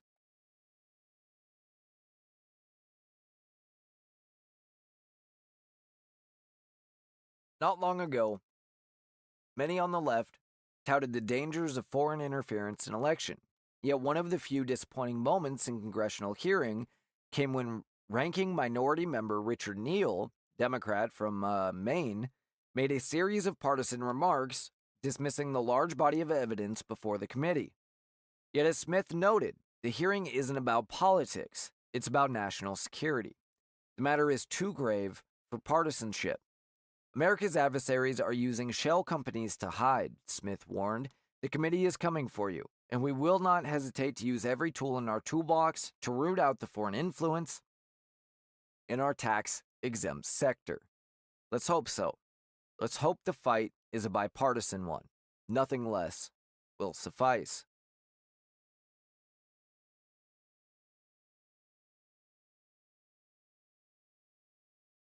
You guys can send an email directly, JBU@USA.com. Let me know what you think on the X.com/JBU_show. I appreciate you guys tuning in tonight. I supposedly have got things worked out with X, although I can see in the numbers that we're still not getting our normal audience back. So hopefully that will work itself out here over the next few days. I'll have to get back in contact with them. We at least got it fixed to where we're not at 0, but anyway, let's see. I intend to be on for the next several nights, by the way. Normally, this show is Friday, Saturday, Sunday, and then usually